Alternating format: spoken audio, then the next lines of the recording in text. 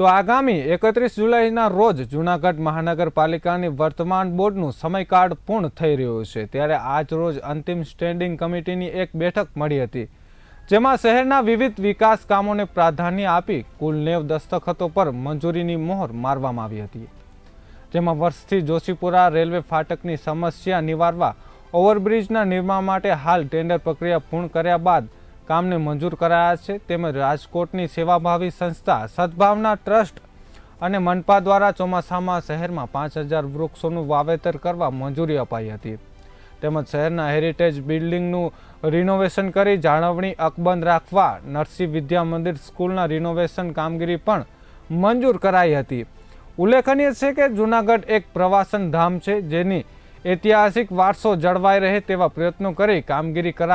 કરાશે તેમ સ્ટેન્ડિંગ ચેરમેનને જણાવ્યું હતું। ત્યારે જોવાનું એ રહ્યું કે 22 વર્ષથી જૂનાગઢ મહાનગરપાલિકા છે, ત્યારે હજુ જોઈએ તેટલો શહેરનો વિકાસ થયો નથી, તો આ વિકાસની માત્રા વાતો છે કે કોઈ નક્કર કામગીરી થશે, જે સવાલ ઉઠી રહ્યા છે શહેરોની જનતામાં। આજે આચારસંહિતા ઉઠતા જૂનાગઢ મહાનગરપાલિકાની સ્ટેન્ડિંગ કમિટીની બેઠક મળેલ। આમાં અંદાજિત વિવિધ વિકાસ કાર્યોની 90 દરખાસ્તો મંજૂર કરવામાં આવી છે। ખાસ કરીને જે વર્ષોથી આ જોશીપુરા વિસ્તારની જે સમસ્યા હતી કે રેલવે ફાટક બંધ રહેતી હતી અને આ વિસ્તારના લોકોની અને જનપ્રતિનિધિઓની પણ માગણી હતી કે ત્યાં આરઓબી બને। તો આજે મને કહેતા આનંદ થાય છે કે જોશીપુરા આરઓબીને આજે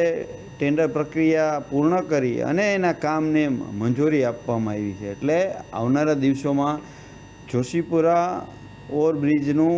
કામ શરૂ થશે। આ પ્રથમ જ આરઓબી જૂનાગઢમાં બને છે, એટલે આ કામ મંજૂર કરતા અને મારા વિસ્તારને લાગુ પડે છે આ કામ, એટલે મને પણ એક ગૌરવ અને હર્ષની લાગણી અનુભવું છું કે આવતા દિવસોમાં જે લોકોની સમસ્યા હતી એ દૂર કરવાનો અમે પ્રયત્ન કરેલ હતો અને એમાં અમે સફળ થયા છીએ। બીજું, વૃક્ષારોપણ આમ તો જનરલી થતા હોય છે, પરંતુ વૃક્ષારોપણમાં પણ નક્કર કામગીરી થાય એ માટે થઈ અને જે રાજકોટની સેવાભાવી સંસ્થા છે સદભાવના ટ્રસ્ટ, તો આ સદભાવના ટ્રસ્ટ સાથે મળી અને મહાનગરપાલિકા આવનારી મોન્સૂન સિઝનમાં 5000 વૃક્ષો વાવવા માટેની આજે મંજૂરી આપી છે કે એની સંપૂર્ણ જાળવણી સદભાવના ટ્રસ્ટ કરશે, એટલે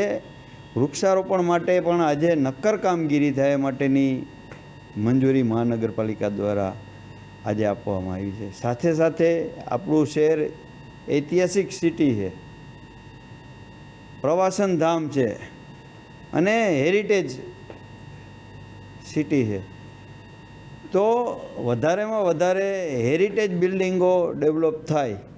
એ માટે થઈ અને મહાનગરપાલિકાએ અગાઉ અનેક કામો મંજૂર કર્યા છે અને પૂર્ણ કરેલ છે।